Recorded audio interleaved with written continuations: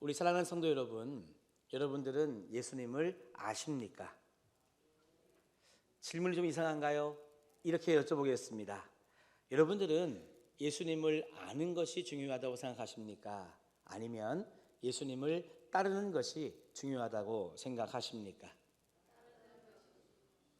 너무 자신 있게 말씀하신다. 사실은 이 두 가지가 다 우리 신앙생활에 중요한 두 기둥입니다. 그런데 여러분, 현실이 녹록하지가 않죠. 이렇게 예수님을 아는 것과 따르는 것을 골고루 갖춘 성도들이 얼마나 있겠느냐 저는 생각해 봅니다. 어떤 분들은 예수님을 잘 안다고 하는데 아는 만큼 따라가지 못하는 분이 계시고요. 또 예수님을 따른다고는 하는데 도대체 내가 따르는 분이 누구지? 예수님이 어떤 분이신지를 잘 모르는 분도 계시다 하는 것입니다. 한번 여러분 우리 양자 택일 투표를 해볼까요? 눈을 깜빡거려 보시는 겁니다. 손을 들면 좀 그러니까 나는 예수님을 좀 더 안다 생각한다. 눈 깜빡깜빡깜빡. 이번에는 반대로 나는 예수님을 따르는 것을 좀 더 잘하는 것 같다. 눈 깜빡깜빡깜빡깜빡. 예, 제가 아직 시력이 조금 좋은 관계로 여러분들의 마음을 알겠습니다. 자, 오늘 본문은요, 이와 같은 질문에 대한 답을 주는 그와 같은 본문입니다. 아는 것이 중요한가? 따르는 것이 중요한가? 오늘은요, 성경 말씀을 좀 많이 볼 것이기 때문에 집중해서 말씀을 잘 따라와 주시면 더 은혜가 되리라 생각합니다. 오늘 본문의 이야기는 예수님과 제자들이 예루살렘으로 올라가는 도중에 나눈 대화의 내용들입니다. 예루살렘에 올라가면 예수님의 운명이라고 하는 것은 십자가에 달려 죽으실 운명이거든요. 이제 로마 군병들에게 잡혀서 고난도 당하시고 십자가 달려 죽으실 운명이 예수님의 이 앞길이었습니다. 그래서 그것을 아시는 예수님께서는 예루살렘을 올라가는 도중에 제자들을 불러 모으시고 이렇게 물어보시는 겁니다. 얘들아, 사람들이 나를 누구라고 이야기하느냐? 이렇게 물으니까요, 제자들이 이야기합니다. 예, 저쪽에 사는 사람들은 세례 요한이라고도 하고요, 요 동네 사람들은요 선지자 중에 한 명이라고도 이야기하더라고요. 이렇게 들은 바를 전달합니다. 예수님께서 이번에는요 돌직구를 딱 던지시는 거죠. 그러면 너희들은 나를 누구라고 하느냐? 이렇게 물어보시니까 바로 손드는 사람이 있었습니다. 베드로가 조용! 하고 마치 손 들듯이 베드로가 제일 먼저 이야기를 하죠. 주는 그리스도이십니다 라고 이렇게 답을 한 것입니다. 여러분, 그리스도라고 하는 말의 뜻은 기름 부음을 받은 자라고 하는 의미가 있습니다. 여러분, 이스라엘에서 기름 부음을 받은 자는 누구를 이야기하는 걸까요? 왕을 이야기하는 것입니다. 이 왕이라고 하는 것은 정치적인 의미의 왕인 것이죠. 유대인의 왕, 이스라엘의 왕을 여러분 이야기하는 것입니다. 그래서 구약 시대에 왕이 세워지려고 하면 제사장으로부터 기름 부음을 받고 왕의 자리에 올라갔습니다. 그러니까 지금 베드로가 주님에 대하여 고백하기를 주는 그리스도이십니다 라고 하는 고백의 의미가 뭘까요? 우리 예수님은 우리 유대인의 왕이요, 우리나라의 왕이요, 그래서 저 로마를 물리치실 그런 위대한 왕이십니다. 왕이 되셔야 됩니다. 이렇게 고백을 한 것입니다. 그런데 그 말을 들은 예수님의 반응은 어떤 반응이었느냐? 아무리 여러분 눈을 씻고 봐도 예수님이 생각하시는 그리스도의 의미는 베드로와는 다르다 하는 것을 알 수 있습니다. 31절 말씀에 보니까요, 인자가 많은 고난을 받고 장로들과 제사장들과 서기관들에게 버림받되어 같이 읽어봅시다. 시작. 죽임을 당하고 사흘 만에 살아나야 할 것을 비로소 그들에게 가르치시되.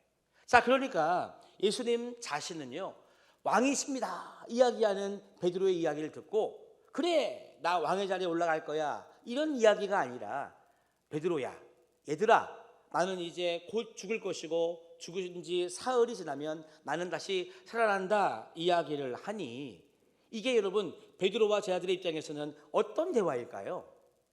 선문답이죠. 동문서답이에요. 서로 엉뚱한 얘기를 지금 하고 있는 것입니다. 그러니까 제자들과 예수님 사이에는 여러분 이해도가 전혀 다른 것입니다. 예수님께서는 왕이 되셔야 되는데 지금 예루살렘에 올라가서 나는 죽는다 말씀을 하시니 베드로를 비롯한 제자들은 도통 이해가 되지 않는 것이죠.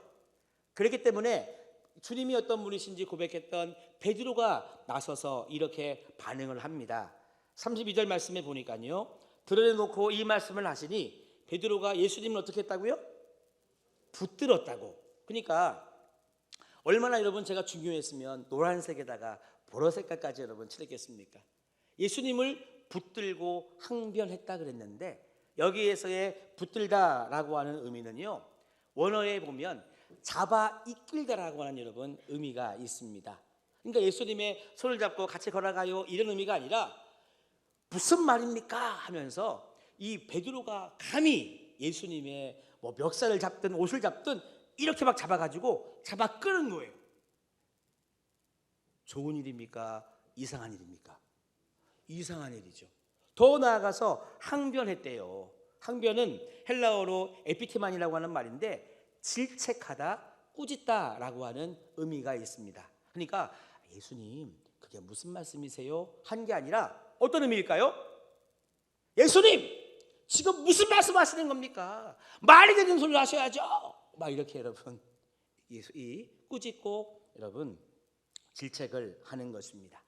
합쳐보니까 베드로는 예수님의 하여튼 옷자락을 잡았는지 뭘 잡았는지 잡아서 막 이끌어가지고 예수님에게 그렇게 이 질책을 하고 꾸짖었다고 하는 이야기인 것이죠. 사실 여기에서 나오는 에피티만, 꾸짖다, 질책하다라고 하는 단어는요, 예수님께서 귀신을 내쫓을 때에도 똑같은 단어가 사용되고 있습니다. 여러분 예수님께서 이 귀신을 내어 쫓으실 때 어떻게 쫓아내셨죠? 귀신님 좀 나가주시겠어요? 이렇게 했나요?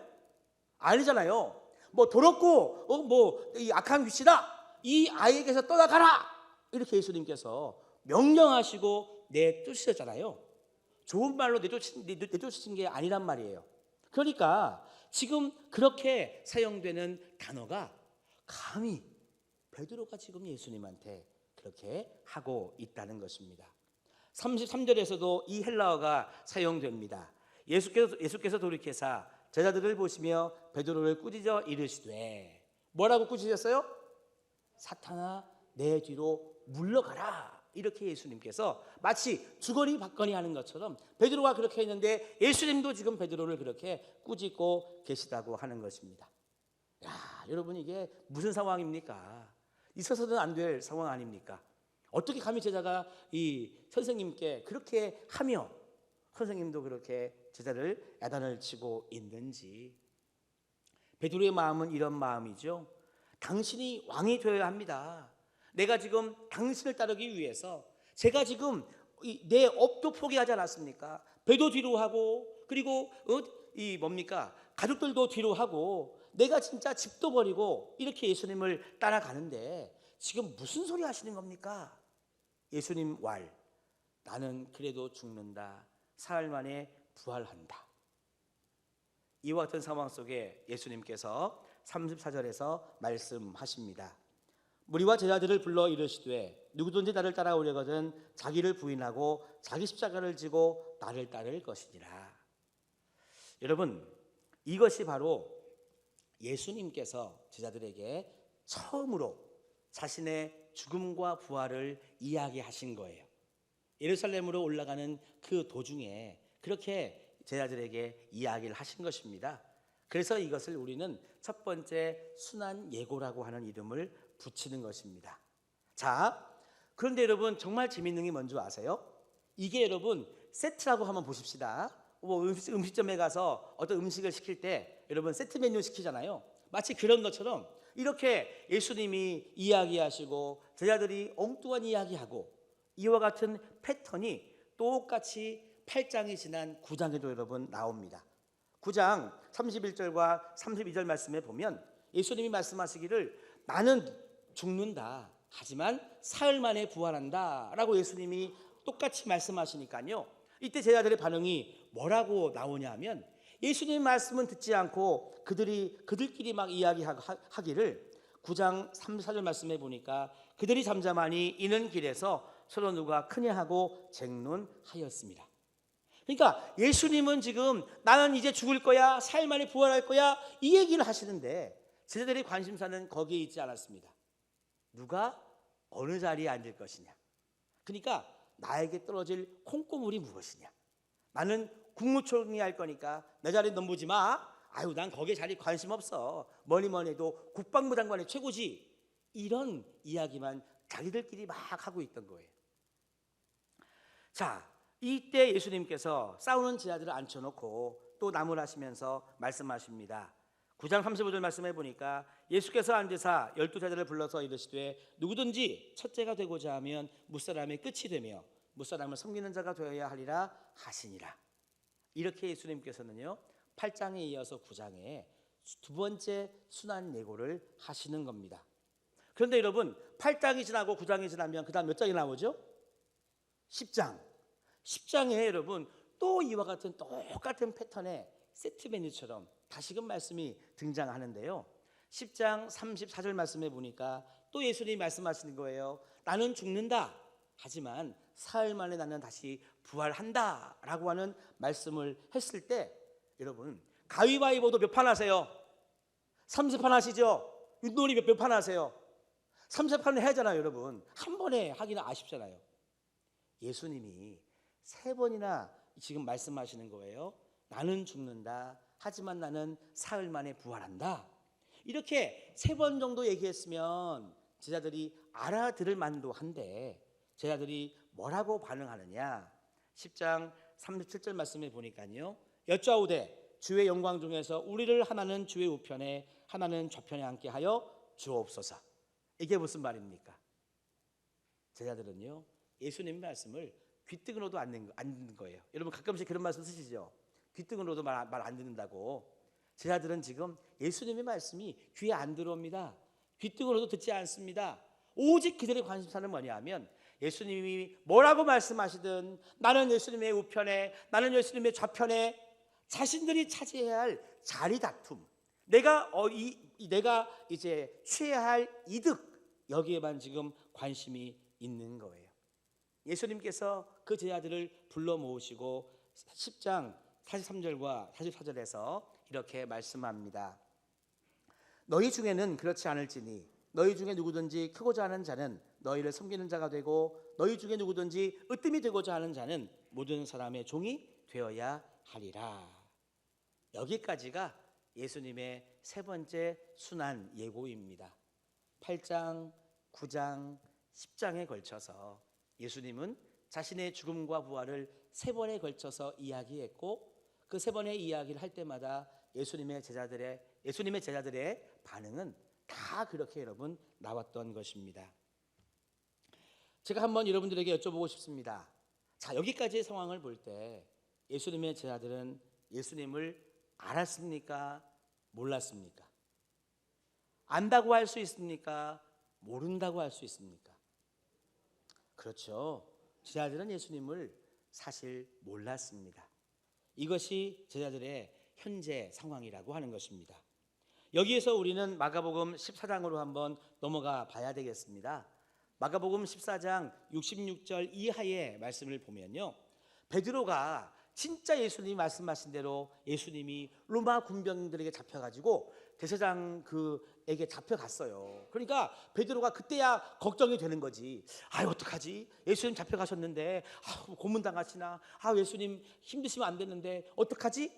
또 걱정하는 마음은 또 생겨가지고요, 베드로가 막 어떡하지 하다가 그래도 한번 좀 가봐야 되겠다, 가서 봐야지, 가보면 좀 어떤 예수님의 소식을 들을 수 있지 않을까 하는 생각 속에 이 대제사장의 뜰 안에 들어간 것입니다. 가보니까 그래도 나 혼자만 있는 건 아니고 다른 사람들도 좀 이렇게 있고 또 이렇게 모닥불도 피어 있고, 그러니 그래 여기서 있으면 좀 예수님 소식을 들을 수 있겠지 하는데, 여러분 웬일입니까? 큰일 났어요. 갑자기 저기서 어떤 하인이 오더니 소리를 빽 지르는 겁니다. 여보시오, 저기 저 사람을 보소, 저 사람 옛날에 예수님하고 같이 다녔던 사람이야. 저 사람 분명히 예수하고 상관이 있어. 예수의 제자일 수 있어. 뭐 이러면서 갑자기 베드로를 여러분 지목을 한 거예요. 그러니까 베드로가 깜짝 놀랐습니다. 베드로가요 깜짝 놀라가지고 어떻게 했느냐, 14장 71절에 보니까 베드로의 모습이 등장합니다. 한번 같이 읽어볼까요? 그러나 베드로가 저주하며 맹세하되 나는 너희가 말하는 이 사람을 알지 못하노라. 베드로가 왜 이렇게 얘기했죠? 나도 잡힐까 봐, 나도 잡혀서 예수님처럼 뭐 고난 당할까 봐 베드로가 순간적으로 거짓말을 했습니다. 그런데 우리 한번 심각하게 보아야 되겠습니다. 베드로는 그렇게 이 어느 하인의 그와 같은 지명 속에 나는 아니라고 말씀해 보니까 베드로가 저주하며 맹세했다 그랬잖아요. 저주하면서 너희가 말하는 이 사람을, 예수를 나는 알지 못한다고 여러분 3번이나 부인했단 말입니다. 자, 그런데 여러분 가만히 생각해 보니까 베드로가 지금 이야기한 것, 나는 예수를 알지 못한다, 그렇게 3번이나 외쳤던 베드로의 그 이야기, 우리가 영적으로 볼 때 거짓말입니까? 진짜입니까? 진짜죠. 여러분, 예수를 따랐기 때문에 베드로 자신은 예수를 안다고 생각했습니다. 그런데 안다고 이야기하면 잡혀 죽을까 봐 모른다고 이야기했잖아요. 그런데 여러분, 우리가 영적으로 보니 베드로가 지금 본인은 거짓말한다고 생각했지만 나는 예수를 모른다고 하는 그 이야기가 여러분 진짜 살기 위한 거짓말이었느냐? 영적으로 볼 때는 아니라는 거예요. 오히려 본인의 진실을 말한 참말이 될 수밖에 없다는 것입니다. 여러분, 베드로는요 예수님의 수제자였지만 이렇게 예수님이 잡혀 감옥에 갇힐 때까지, 예수님이 십자가에 달려 죽으실 때까지 예수님을 몰랐습니다. 저주하면서 맹세하면서 내가 모른다고 이야기한 것, 살기 위해 거짓말을 했는데 우리가 영적으로 베드로의 모습을 살펴보면 오히려 여러분 진실을 고백한 거죠. 베드로는 이제까지 예수님을 몰랐던 것입니다. 베드로는 속으로 생각했을 것입니다. 사실 나는 예수님을 아는데, 여러분 알긴 뭘 압니까? 위기의 상황을 모면하기 위해서 예수를 모른다고 이야기했지만 사실은 진실을 이야기한 것입니다. 제가 사랑하는 성도님들께 한번 여쭤보고 싶습니다. 여러분들은 예수를 아십니까? 좀 더 재미있는 것을 알려드리고 싶습니다. 하나님은요 이 마가를 통해서 아주 재미있는 이 편집을 하셨습니다. 무슨 말이냐면 마가복음 8장 22절 그 말씀 바로 위에 보면 제목이 붙어 있어요. 참 감사한 것은요 신학자들이 열심히 이 노력을 해가지고 우리가 있는 성경에 보면 단락단락마다 이 제목을 이렇게 잘 붙여놔 주셨어요. 그래서 8장 22절부터 시작되는 말씀 바로 위에 어떤 제목이 붙어 있는지 같이 읽어볼까요? 시작. 베세다에서 맹인을 고치시다.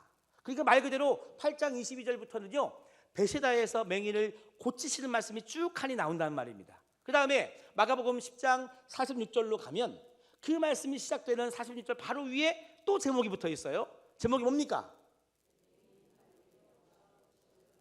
맹인 바디메오가 고침을 받다. 그 말씀이 이제 쭉 46절 이하에 나오는 거예요. 그러면 여러분 아까 우리가 보았던 말씀들이 있었죠.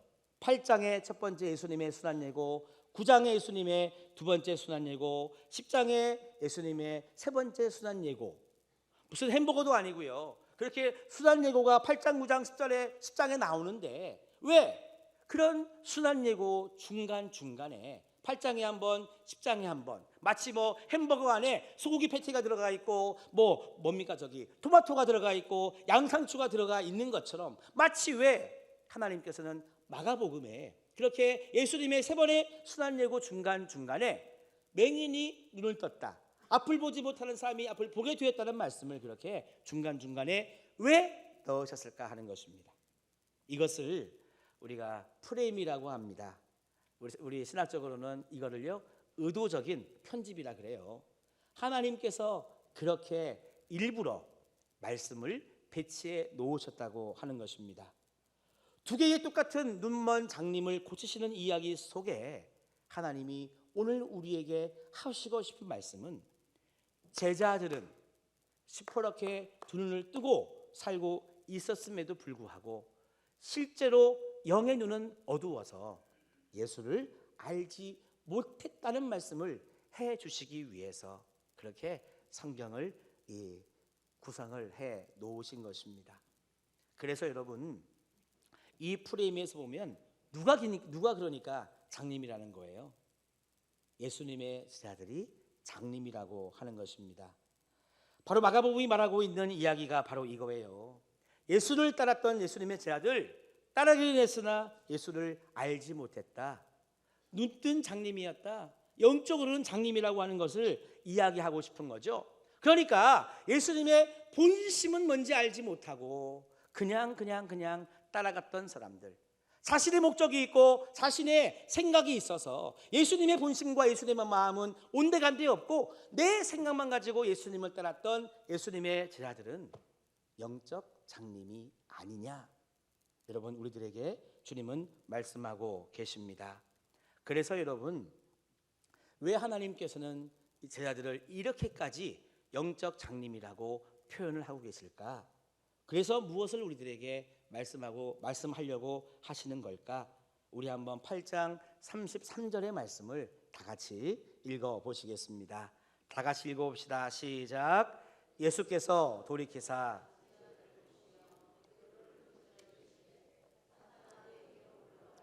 내가 하나님의 일을 생각하지 아니하고 도리어 사람의 일을 생각하는도다 하시고. 자, 여러분 예수님을 알지 못하는 근본적인 이유가 여기에 있다는 것입니다. 지금 베드로를 비롯한 예수님의 제자들은요 사람의 일만 생각하는 거예요.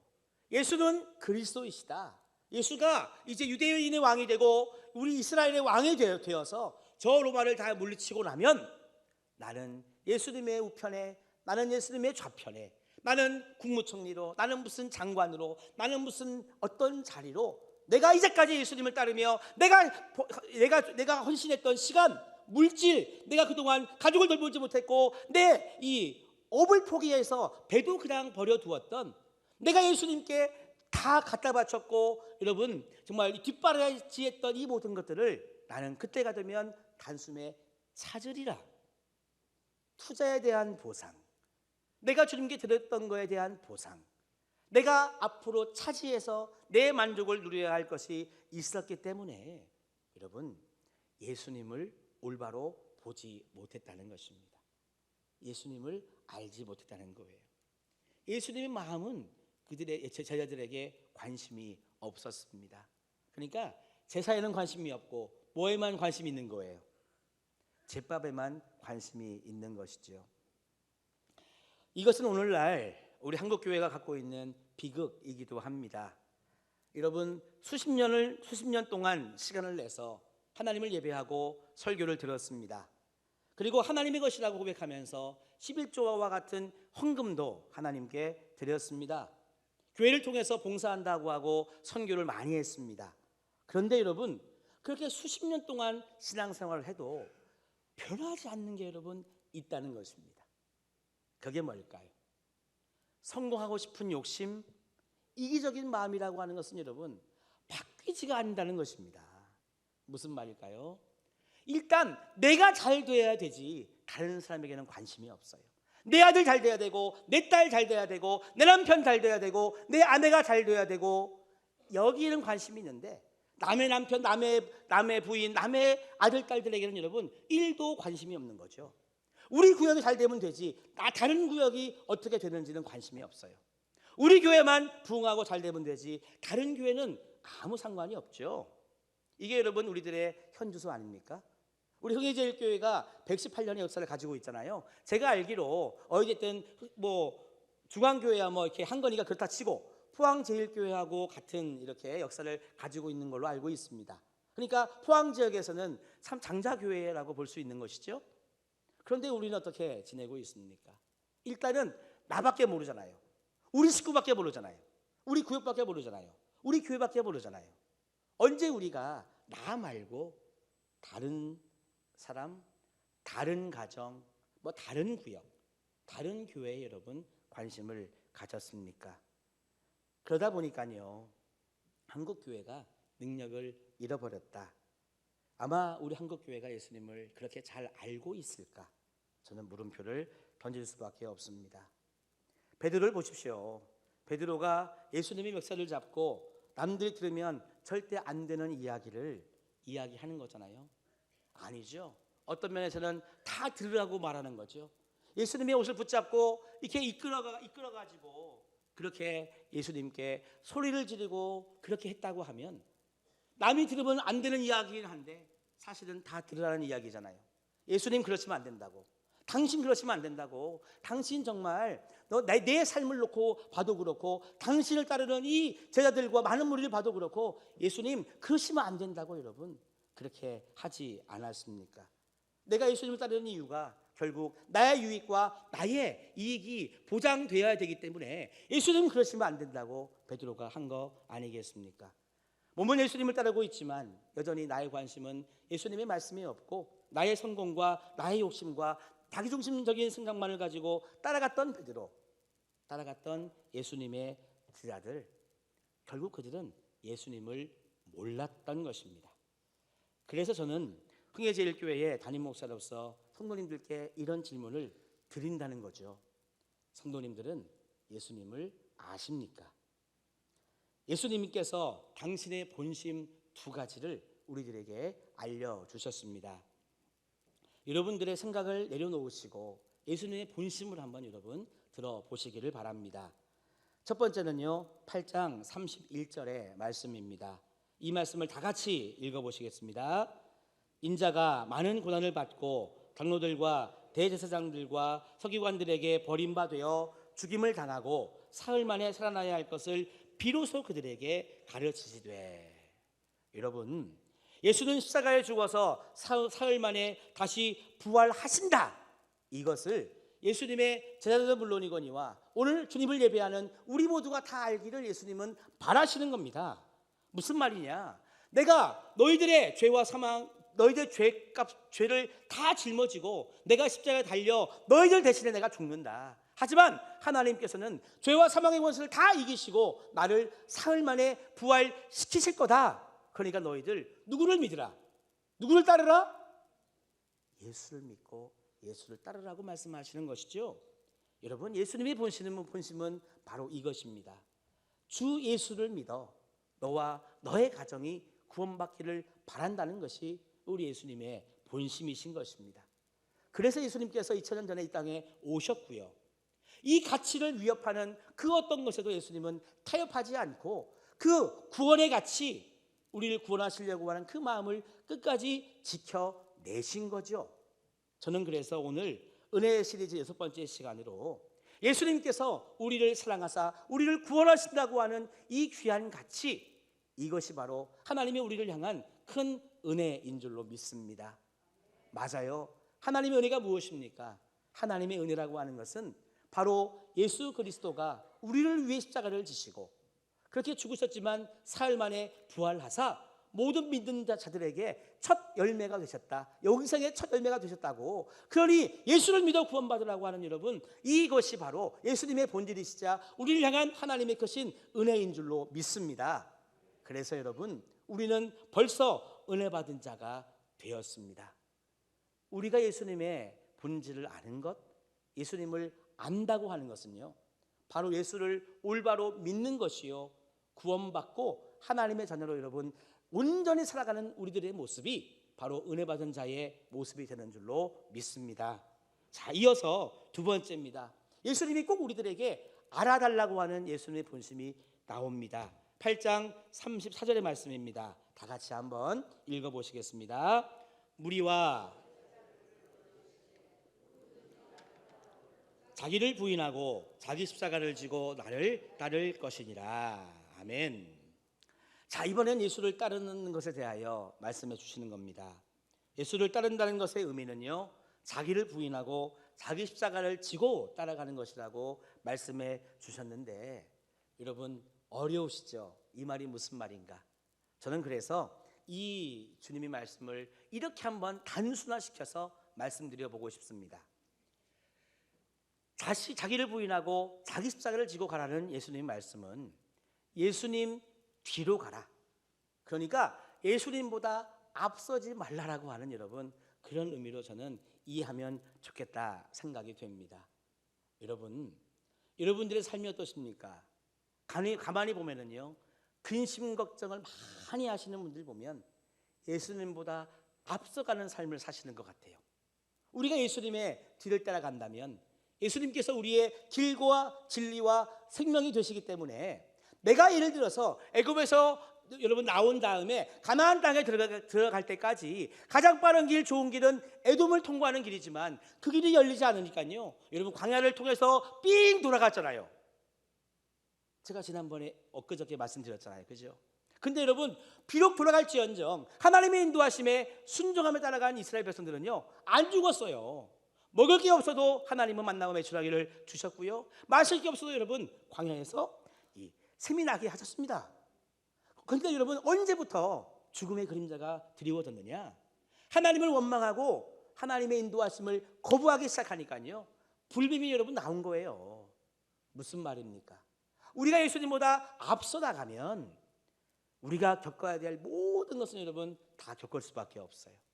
그런데 예수님의 뒤에서 예수님을 따라가는 삶이 된다면 우리가 어떤 어려움을 만나도 주님께서 지키시고 보호하시고 그때그때마다 마치 구름기둥 불기둥으로 인도하시는 그 큰 은혜를 우리는 경험할 수 있다는 것입니다.